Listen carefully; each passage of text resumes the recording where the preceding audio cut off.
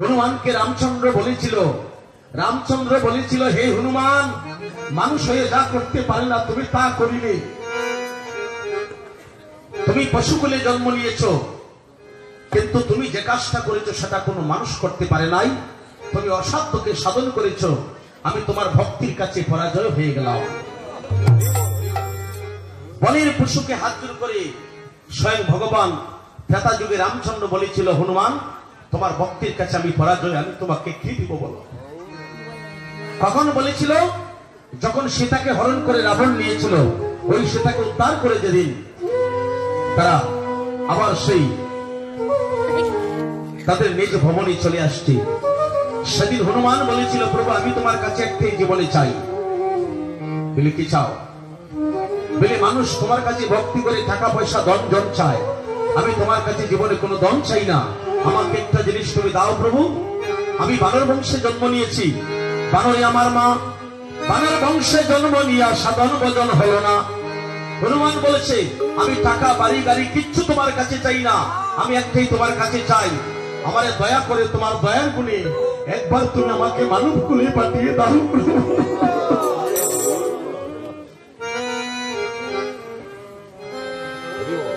সেই মানব জন্ম আমরা পেয়েছি। আমার কত বেদনা হয় এই মানুষগুলি জন্ম নিয়ে, যখন মানুষ এই সৎসঙ্গ। হরে কৃষ্ণ মা, এই যে মাইজি মাতাজি গল্প করবেন না, এই যে আপনার পিছনে যে মাইজি, হরিবল আমার দিকে তাকান মা, গল্প করবেন না, গৌর হরিবল। এটা কথা বলি মা, আপনাকে 5টা ডাক দিয়েছি, তাতে প্রমাণ হলো আপনার মন কীর্তনে নাই, কিন্তু মাইকে বলছি জনম তো মা একটাই। আমরা যারা আপন আপন করি, কেউ আমাদের সঙ্গের সাথী হবে না, কেউ আমাদের আপন নয়। আজকে কীর্তনে এখানে ছেলেরা সে ক্যামেরা হচ্ছে, আমরা দেখবো বলি এই কীর্তনের শোভা আজকে শ্রীধর এই পালপাড়া বিশ্বের সমস্ত বাঙালি সমাজ এই কীর্তনের শোভা তারা ঘরে বসে দর্শন করবে, কেউ লাইভে ইউটিউবে দেখবে, আমরা ওই ক্যামেরাতে দেখবো। কিন্তু ভগবানের কাছে এমন একটা দিব্য ক্যামেরা আছে যেটা আমরা এখন দেখতে পারবো না, মৃত্যুর পরে বলবো তুমি ওই হরিনাম কীর্তনে শ্রী ঘরে পালপাড়ায় সকল আমার কৃষ্ণ প্রেমানলী সকলেই মনকে নিমজ্জিত করে দিল, আর তুমি বসিমা গল্প করলি। হরিবল। তাহলে আজকে চেয়ে দেখো, যাদের তুমি আপন আপন করতে কেউ তোমার আপন নয়, সকলেই তোমাকে বিদায় করে দিয়েছে। হ্যাঁ, কলকাতা শহরে ডক্টর বিধান বাবু বলেছিল আমার কলকাতা শহরে কয়েকটা প্লাট বাড়ি আছে, কয়েকতলা, সামনে বাজারও গাড়ি আছে, আমি বড় ডাক্তার, আমার ছেলে মেয়ে উচ্চ শিক্ষায় শিক্ষিত, আমার হাজার হাজার ছাত্র ছাত্রী আছে, তারা সরকারি চাকরি করে, কেউ ইঞ্জিনিয়ার, কেউ ডাক্তার, কেউ মাস্টার। আমি কত টাকা ব্যাংকে জমা করেছি নিজেও জানি না, শুধু জমাই করেছি। কিন্তু সেই বিধান বাবু যখন তার বয়স 50-এর উপরে হয়ে গেল, তখন তিনি বুঝতে পেরেছি যে আমার যাবার সময় এসেছে, আমি আর বেশি দিন থাকবো না। মানুষের বয়স যখন 24-25 বছর থাকে, তখন মনে করে আমার জীবনে কত সময় আছে। আর এই বয়সে যারা কৃষ্ণ ভজনে আসে, যাদের 40-50 বছর বয়স হয়ে গিয়েছে, এই বয়সে যারা সদ্য মানুষ যারা আসে, তারা প্রতিটা সেকেন্ডে সেকেন্ডে গড়ি কাটায়, তারা ভাবে যে আমার জীবনের আর সময় নাই, আমি কখন জানি পৃথিবী ছেড়ে চলে যাবো।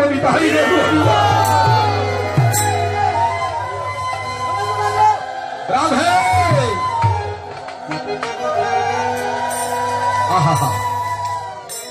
কি বাবা, পূর্ব দিগন্তরে সূর্য যখন পশ্চিম দিগন্তরে ডুবে যায়, তখন সেই বিধান বাবু বলেছিল আমি যখন বুঝতে পেরেছি, ওমা আমার দিকে তাকে কথাটা মন দিয়ে শোনেন, আপনাকে লক্ষ্য করে দৃষ্টান্ত আমার মনে পড়েছে। তখন তিনি তার সকল ছাত্রদেরকে ডাকিয়ে বলছেন আমি তোমাদেরকে একটা দায়িত্ব দিতে চাই। বলে কি চান? বলে মানুষ মরার পরে তাকে শ্মশানে নিয়ে কাষ্ঠে লাকড়ি দিয়ে তাকে আগুনে জ্বালায়, সন্তান তার মুখে অগ্নি দেয়, কিন্তু আমি যাবার আগে তোদেরকে একটা দায়িত্ব দিতে চাই। আমি যেদিন মরে যাব, পরে থাকবে লাশ, কেউ যাইবে হাট বাজারে, কেউ খাটবে জারের বাস, এক নজর দেখিতে আমাকে আসবে, আমাকে সকলে বাসের পালকিতে তুলে শ্মশানে নিয়ে যাবে। আমাকে শ্মশানে নেওয়ার আগে তোমরা যারা আমার ছাত্রছাত্রী যারা আছো, তোমাদেরকে এই দায়িত্ব দিতে চাই, যেদিন আমার প্রাণ পাখি চলে যাবে, আমার এই মরা দেহটাকে সোজা করিয়া দুটো হাত টান টান করিয়া তোরা সারা কলকাতা শহরটা আমাকে নিয়ে ঘুরবে, তারপরে আমাকে শ্মশানে নেবে। আজকে তারা তো সেই জ্ঞান অর্জন করে নেয়। তারে বলছে মানুষ মৃত্যুর পরে শ্মশানে যায়, মরার পরে তো তাকে শ্মশানে নিয়ে আগুনে জ্বালাবে, সমাধি দিবে।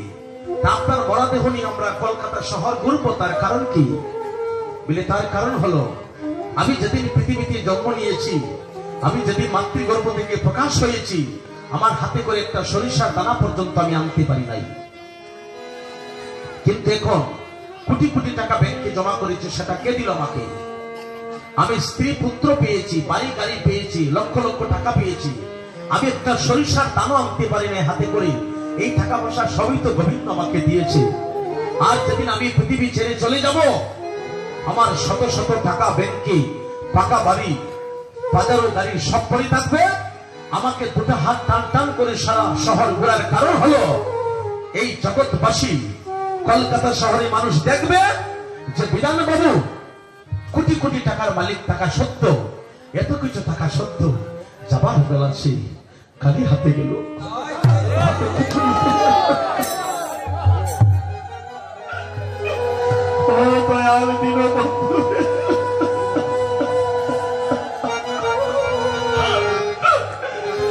আমি যাবার বেলা একটি করে আমার হাতে করে নিতে পারলাম না। আমি তো কোটি কোটি টাকার মালিক ছিলাম।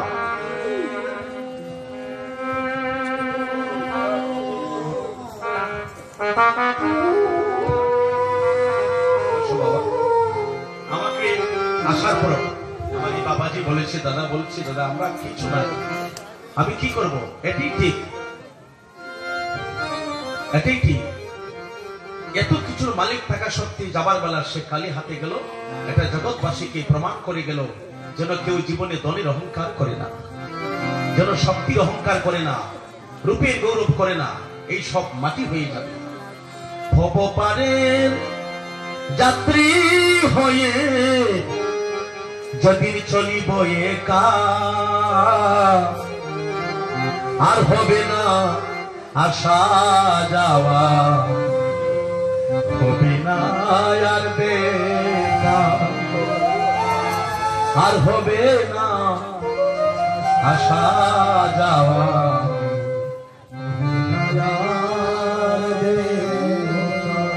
আর দেখা হবে, কেউ আসিবে, কেউ কাঁদিবে, কেউ করিবে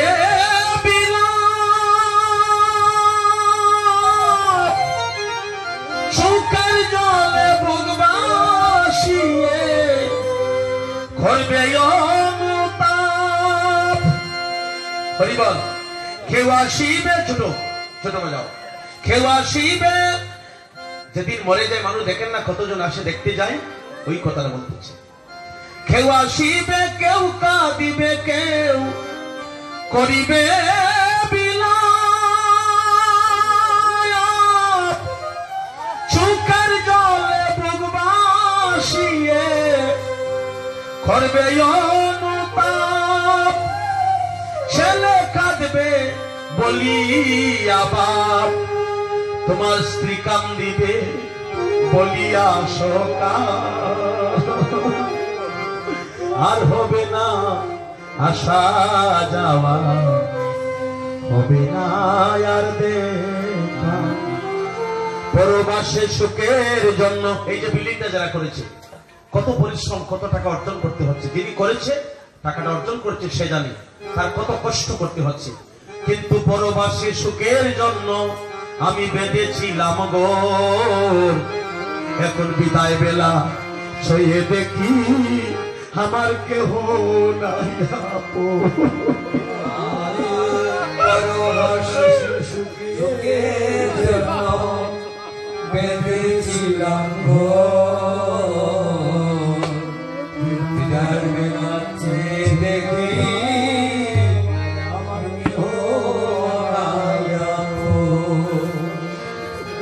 ভালোবাসে সুখের জন্য আমি বেঁধেছিলাম গো বিদায় বেলা চেয়ে দেখি আমার কেউ নাই আপন। শিশুদের জন্য বেঁধেছিলাম গো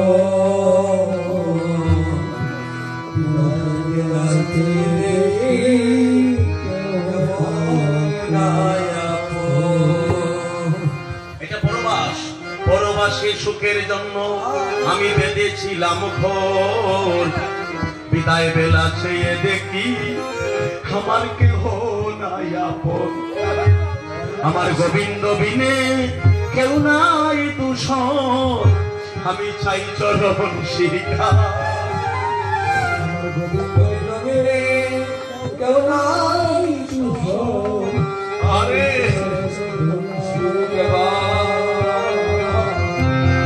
আর হবে না আশা যাওয়া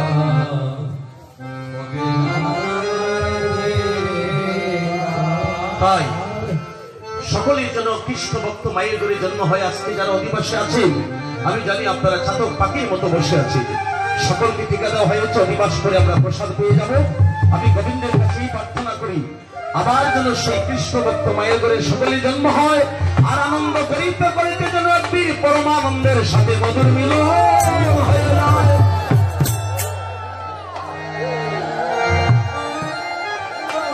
আহায়, ওরে জয় রে জয়,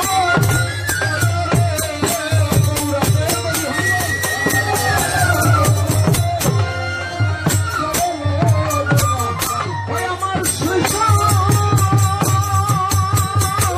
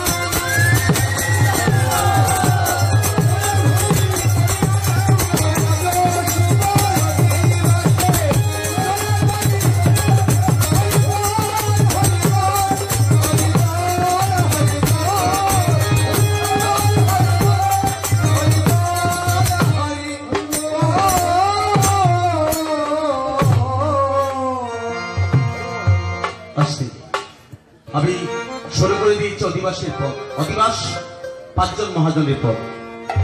এই 5 জন মহাজনের পদ উচ্চারণ করিতে হবে। এটা পদাবলী কীর্তনে, পদাবলী সাহিত্যে অধিবাসের এটা মহামন্ত্র। এই মন্ত্র না উচ্চারণ করা পর্যন্ত গট স্থাপিত করা যাবে না। সেই জন্য আমি মহামন্ত্র 5 জনের উচ্চারণ করব। আপনারা একে একে সবার নামটাই স্মরণ করি, সময় সকলেই মহাজনকে প্রণাম জানাইবে। গৌর হরিবল। জয় রে গোরা শ্রী সচি নন্দন মঙ্গল নটন সুধা।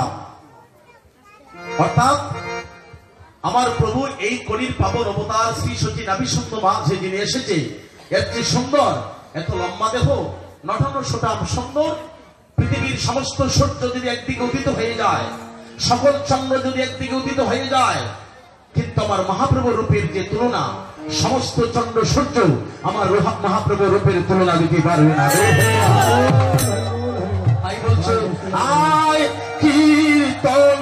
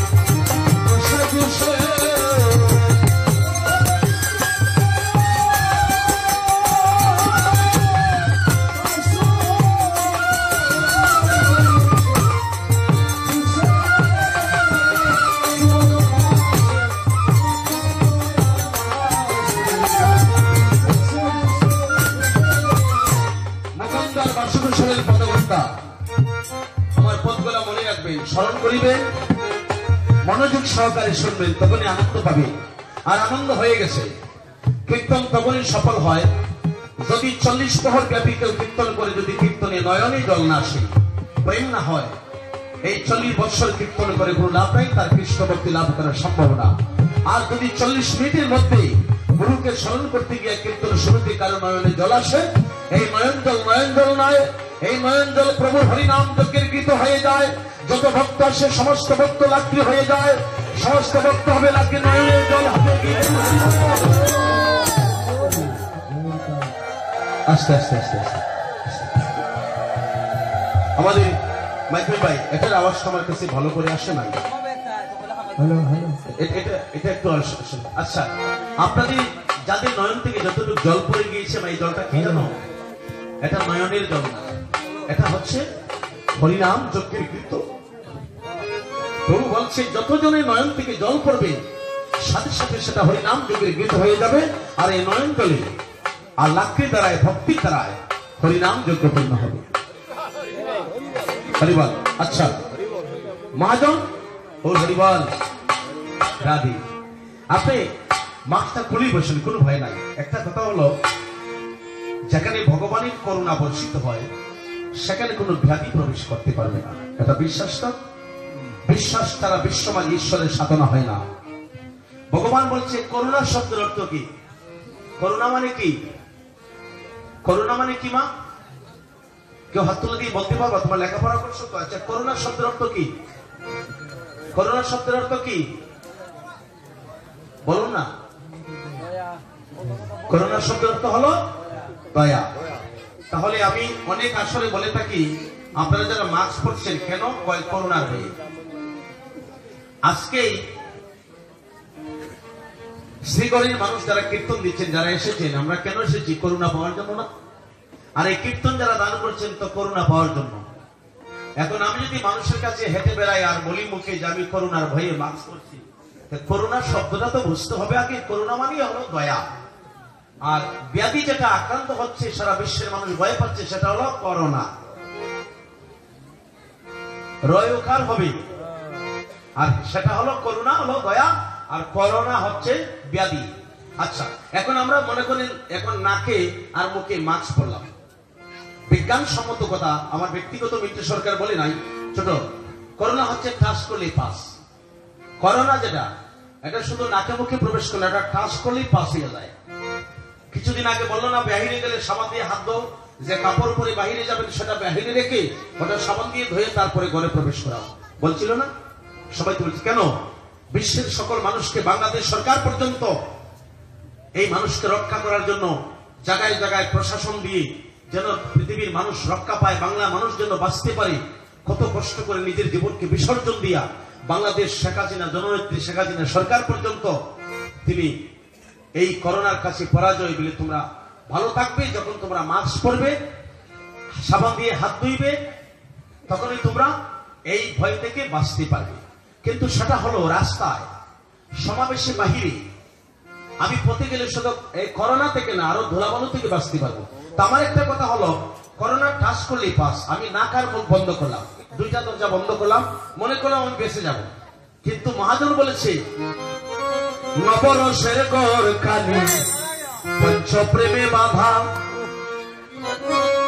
তোর কারণে নয়টা দরজায় আমি সদাই রাখি খোলা। আস্তে আস্তে আস্তে আমি গানটা আবার গেই। আমি দুইটা দরজা বন্ধ করলাম, নাক আর মুখ। কিন্তু এই ঘরে তো দুইটা দরজা না, নবরসের ঘর খালি পঞ্চ প্রেমে বাধা, তোর কারণে নয়টা দরজায় আমি সদাই রাখি খোলা।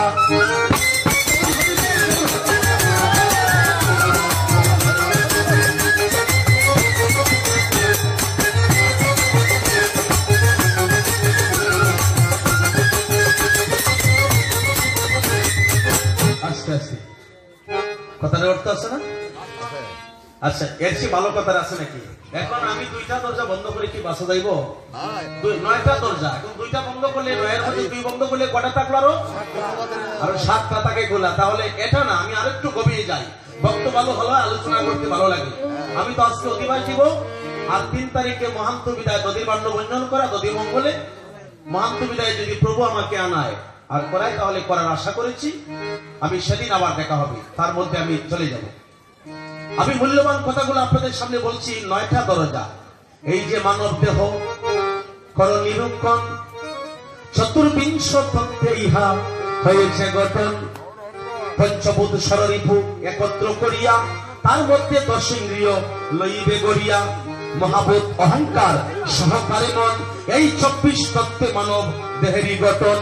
নাভি বলে দিগল পদ্ম রক্ষাঞ্জল রাখি, কণ্ঠ ধরে 16 দল পদ্ম দিল রাখি, হৃদপদ্ম বিরাজিত দ্বাদশের দলে কুলকুণ্ডলী দল, দল নাভি মূলে, বাম ভাগে হিরায়ার, দক্ষিণে পিঙ্গলা, মধ্যভাগে সুষমা চক্রবর্তী হইয়া, তার মধ্যে আরেকটা নারী যাতায়াত করে, চিত্রা নারী বলে বলে থাকে তারে, তার মধ্যে বহু নারী প্রবাহিত হয়, অখান দিয়া রস ধরে ত্রিদারায়, কারুম্যামৃত লাবণ্যামৃত রস, এর এক বিন্দু পান করিলে মন হইয়া যায় ভস।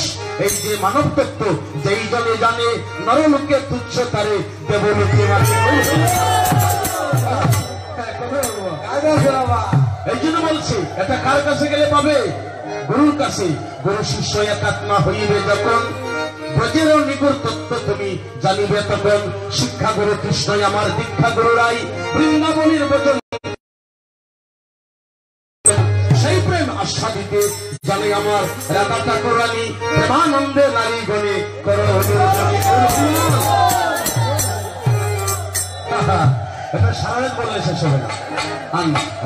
আমি আবার বলবো, যেদিন মহান্ত বিদায় আসবেন আপনারা, বাকিটা বলে দিব। আজকে এই পর্যন্ত একটু বললাম। এটা অপার মহিমা। আকাশের তারা যদি গলিবারে পারি, তবু এই মুখে কৃষ্ণের লীলা কোন ভক্ত পৃথিবীতে বর্ণিবারে নারী। বলছে আকাশের তারা যদি গলে শেষ করে ফেলি, কিন্তু ভগবানের লীলা লিখে কেউ শেষ করতে পারবে না। এই যে মানব তত্ত্বের কথাটা বললাম, এটা কার কাছে গেলে পাবে? গুরুর কাছে। তবে গুরু কি? সৎগুরুর কাছে। কোন গুরু যদি শিষ্যর বাড়িতে মন্ত্র দিতে যায়, গুরু প্রথম ডাকতে বলবে, তোমার মা বাবা কোথায়? তুমি প্রণাম করো 2 জনার পায়ে, ছোট। আচ্ছা, এখন গুরু দীক্ষা দেয়, শিষ্যর হাতে রান্না খায় না, আছে না এরকম? আছে না? আমি পরিষ্কার করে বলে দিলাম, যে গুরু বলবে তোর হাতে রান্না আমি খাবো না, ওই গুরুর কাছে দীক্ষা নিবে না। আমি বলবো তারা গোসাই না। মহাপ্রভু আমলে 6 জন গোসাই ছিল। হরিবল। মহাপ্রভুর আমলে 6 জন গোসাই ছিল, 8 জন কবিরাজ ছিল, 64 জন মহান্ত ছিল। এখন থানার মধ্যে মনে হয় 40 জন হলে গোসাই আছে। তাই বলে সবাই গোসাই না। যারা বলে আমি মন্ত্র দিয়া তোর হাতে খাই না, সে গোসাই না, সেগুলো কষাই। আমি তোমার কাছে দীক্ষা নিব, তুমি আমার গুরু হবে, আর তুমি আমার হাতে রান্না খাবে না। আমি ছুঁয়ে দিলে যদি তোমার গায়ে জাতি কুল, তাহলে তুমি শেষের দিন আমাকে পার করিবে। এই কথাটাই তো বাবা বল। গুরু, আমার কষ্ট হয়, আমি ছুঁয়ে দিলে যদি তোমার জাতি কুল চলে যায়, তুমি কি শেষের দিন আমাকে ভবনদী পার করবে? তুমি তো আমাকে নৌকাই তুলবে না, বলবে শালা তুই ছুটে যা। হ্যাঁ, এই যে আমার এক ছোট ভাই বিকাশ ঠাকুর, বৈষ্ণব মানুষ, সে ছুটে এসেছে, স্ত্রী পুত্র সকলকে ফেলে বলে, দাদা আমার মন চাই আমি সাধুর সঙ্গে চলে যাই। এটাকে বলি অনুরাগ। আচ্ছা, আপনারা বলবেন যে মিন্টু সরকার এত বড় কথাটা বললো, একটা স্টেজে একটা ইউটিউবে প্রচার হবে, আমি প্রমাণ করে বাকিটা দিই। গুরু শিষ্য একাত্মা হইবে যখন, ব্রজের নিগুড় তত্ত্ব জানিবে তখন। এখন গুরু মন্ত্র দিয়ে বলবে তোর হাতের আগে খাই না। আপনারা প্রশ্ন করবেন যে মিন্টু সরকার বলেছে যে আপনি যদি আমার হাতে রান্না না খান তাহলে আপনার কাছে দীক্ষা নয়, আমার সঠিক না। কেননা বাকিটা না বললে তো আবার পরিষ্কার হবে না। গোসাইরা কষ্ট পাবে না, গোসাই কষ্ট পাবে না, যারা সঠিক গোসাই। আপনি বলবেন এখন এই মাসের নাম কি? পৌষ মাস। এখন বুড়ো ধান রোপণ করা হচ্ছে, বুঝছো না? আচ্ছা, বুড়ো ধান রোপণ করা হচ্ছে, এই ফসল ধরে একটাকেই তোমরা বাসি, এটি বাসি না? আচ্ছা, যদি ক্ষেত্রে ফসল না হয় তাহলে আমরা বাঁচবো। আচ্ছা, বুড়ো ক্ষেতে ধান রোপণ করা হচ্ছে, বীজ রোপণ করা হচ্ছে। ক্ষেতের যে বীজ রোপণ করা হয়, যেটা জ্বালা আলি বলা হয়, আবর্জনার মধ্যে বীজ রোপণ করা হয় না জমি আগে পরিষ্কার করতে হয়? পরিষ্কার করতে হয় না? আবর্জনাতে বীজ রইলে কোনো ফসল হইব? আচ্ছা, আজকে এই তো বাতিল হয়ে গেছে। জমি যদি আগে পরিষ্কার করে বীজ রোপণ করে তারপরে ফসল ধরে। গুরু তুমি তো আমার কর্ণে বীজ বপন করেছো, তুমি যদি আমার হাতে রান্না না খাও তাহলে আমার মধ্যে আবর্জনা রয়েছে, আমি অসুচি। বীজ রোপণ করলে আগে জমি পরিষ্কার করে, তুমি যে আমাকে মন্ত্র দিলে, তুমি কেন আগে আমার জমি পরিষ্কার করলে না? হরি বল। তুমি আগে কেন আমার জমি পরিষ্কার করলে না? কেন তুমি আবর্জনাতে কেন বীজ বপন করলে?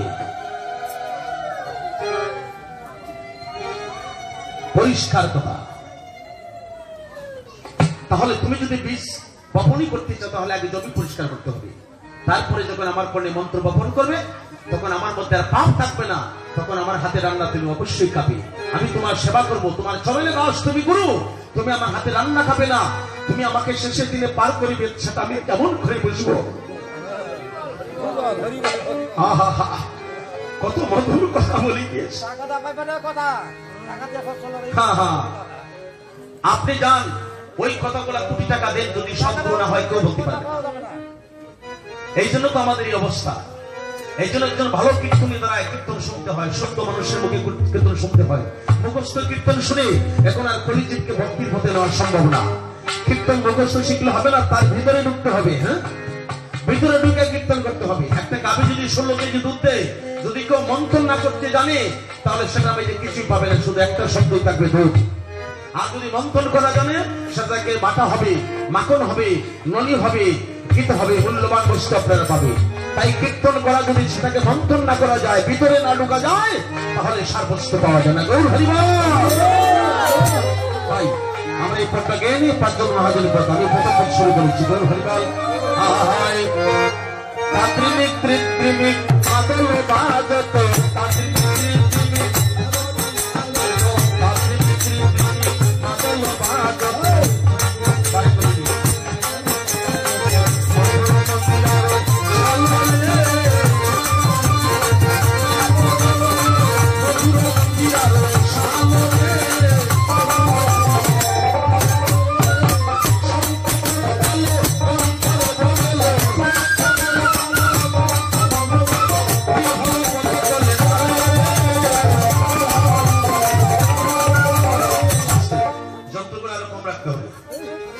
কালকে যারা কীর্তন করবে শ্রীনাম কীর্তন হবে, তো শুধু নাম, নাম কি দিয়া প্রথম শুরু হয়? এখানে তো এখানে ভগবান শ্রীকৃষ্ণ আছে, মহাপ্রভু আছেন, অদ্বৈত আছে, শিবাস আছে, গদাধর আছে, আছেন না? পঞ্চতত্ত্ব রাধা গোবিন্দ সহ লোকনাথ ব্রহ্মচারীতে কালদর্শী সকলে আছে। আচ্ছা বলেন তো, কালকে যে সকালে নামটা শুরু করবে আগে কার নামটা উচ্চারণ করবে? এখানে এই যে পঞ্চতত্ত্ব রাধা গোবিন্দ লোকনাথ বাবা সহ অনন্ত কোটি অবতারে এখানে আছে। সকালে যে বলে শ্রীনাম ধরবে, ছোট করে বাজাও, আগে কার নামটা ধরবে উচ্চারণ হবে? আগে কার নাম? এখানে একজন দেবতার নাম কোন? যেখানে এখানে আছে তারা, যার নাম আগে বলবে এখানে কৃষ্ণ, হরে কৃষ্ণ না, আগে কৃষ্ণ নাম নিবে না, আগে নাম নিবে রাধারানী। পরে না কইয়া তো কৃষ্ণ গদ হইতো না, না আগে কৃষ্ণ হইব, পরে বলে তারপরে কৃষ্ণ। আমি এই যে মূল্যবান আলোচনায় আসছি যে হরে যদি শব্দটা উচ্চারণ আগে করতে হয় তারপরে কৃষ্ণ বলতে হয়। হরে দিয়া শুরু, হরে দিয়া শেষ তো, তাহলে হরের শব্দের অর্থ হইল রাধা। যদি কেউ প্রশ্ন করে হরের শব্দ রাধা কেন হলো, রাধা নিয়ে আরেক নাম ছিল হরা। হরা নাম কেন হইল? তিনি তার নিঃস্বার্থ ভালোবাসার দ্বারায়, নিষ্কাম প্রেমের দ্বারায় তিনি সর্বক্ষণ কৃষ্ণের মনকে তিনি হরণ করিতে। এই হলো তাই হরা। আগে বলছিলাম না, শিক্ষাগুরু কৃষ্ণ আমার দীক্ষাগুরু রাই, বৃন্দাবনের ভজন তত্ত্ব যাহার কাছে পাই, সাধুদের স্থান হয় গৃহী বৃন্দাবন, শ্রীরাধিকা হয় তা প্রেমীর মহাজন। আহা হা, রাধারানী বলেছিল গোবিন্দ, হে গোবিন্দ। আচ্ছা আমার দিকে তাকাও, আমার কথা নিচে তোমরা রাখবা। কালকে যারা কীর্তন করবে, আমি সকল কীর্তনে আসছে কিনা জানি না, সিনেমার পার্টির সব আসছে তো, সব আসে না এটা জানি, এখন তো সিজন টাইম, কেউ উপস্থিতি আসবে। আচ্ছা যারা কীর্তন করবেন সকলের কাছে আমার প্রার্থনা থাকবে, এই যে রাধারানী নামটা আগে উচ্চারণ হবে, যেটা হরা, হরে শব্দটাকে এই হরে থেকে শুরু করে হরে দিয়া শেষ করবে। এই পদগুলা, এই নামগুলা শুনতে জন্য সঙ্গীতের দ্বারা কোনো ব্যাঘাত সৃষ্টি না হয়। দেখবেন যারা করতাল বাজায়, ঢোল বাজায়, কুল বাজায়, যে যন্ত্রগুলা বাজায়, এমন ভাবে শব্দ তৈরি হয়, এই যন্ত্রের কারণে নাম পরিপূর্ণভাবে 16 নাম 32 অক্ষরটা শোনা যায় না। কোন সময় যে পরিষ্কার শোনা যায় না, সম্পূর্ণ করে, এরকম হয় না? আমি সকলকে প্রার্থনা করব, যত যন্ত্রই বাজক, যত যন্ত্র তত মধু। যন্ত্র বাজতে কোনো অসুবিধা নাই, কারণ নিত্যানন্দ প্রভু এই মহাপ্রভু বলেছে যে আমার বাবাজি কই, বাবাজির কথাটা আমি বলে দিই। বাবাজি বলেছে ডুলটা আমি পূজা করলাম না, আমি বলে একটা সিটা দেন, পরে দিচ্ছেন উনি, বৈষ্ণব মানুষ তো, গণী মানুষ তো, উনি বলছে ওইটা কাজে লাগে না।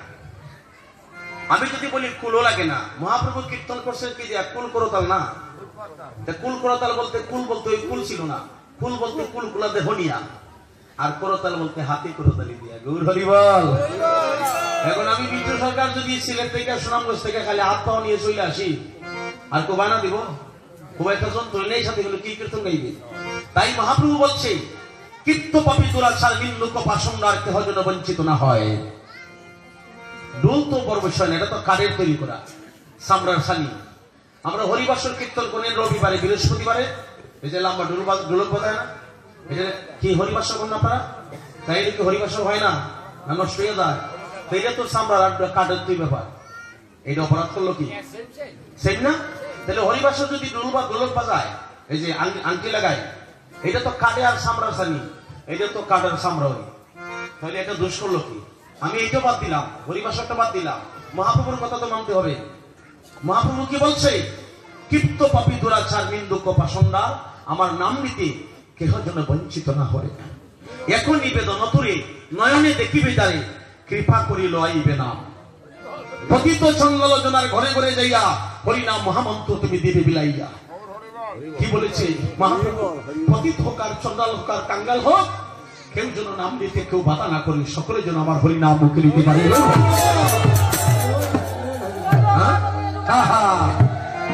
কায়দা সেটা বুঝাইতে হবে তো, আগে বুঝতে হবে। আমি সাধু মানুষ হয়ে গেলাম, আমি বৈষ্ণব, আমি কীর্তনী, তাই জন্য কি আমার কোনো পরীক্ষা নাই? অবশ্যই আছে। এর জন্যই আগে জানতে হবে, তারপরে মানতে হবে। মহাপ্রভু পরিষ্কার করে বলেছে, না বলছে খালি খালি সনাতন ধর্মের মানুষ যারা, হিন্দু যারা, তারা কইও নাম নিত, আর কেউ কইও না, এটা কোন কইছে? কি কইছে? পতিত চন্দ্রলোচনার ঘরে ঘরে যাইয়া হরিনাম মহামন্ত্র দিবে বিলাইয়া, যারে দেখে তারে বলে দন্তে তৃণ ধরি, আমার একটি নিয়ে লও বল গৌর হরি, গৌর হরি বল। কেউ যেন বঞ্চিত না হয়, এই জন্য আমি সকলকে অনুরোধ করবো, নাম নিতে যেন আমরা কাউকে বাধা না সৃষ্টি করি, সকলকে নাম নিতে দিব। গৌর হরি বল। এবার মিল ভালো পদ তুলে তাল, কহতে গৌরায় অঙ্গে সকল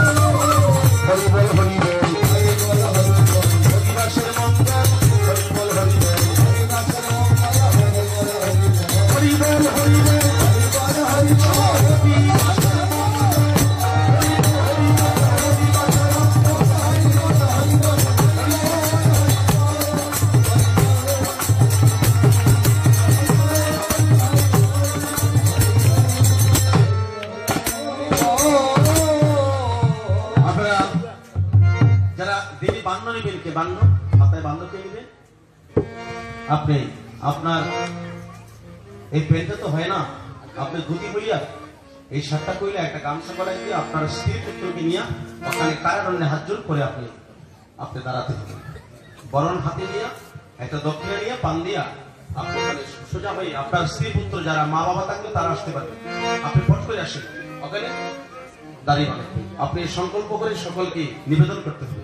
আহার আমরা যে আশায় ছিলাম সেই পদে আমরা শুরু করেছি। একজন মহাজনী পদ চলে গেল, এখন 4 জন বিচারক। মহাপ্রভু জন্ম নিয়েছেন নবদ্বীপে, অধিবাসীর বিচার করে শান্তিপুরে। এদিকে শান্তিপুরে অদ্বৈত প্রভু বলছে সীতা ঠাকুর আলীকে, গৌর হরিবল, আলিপনা দাও গো সীতা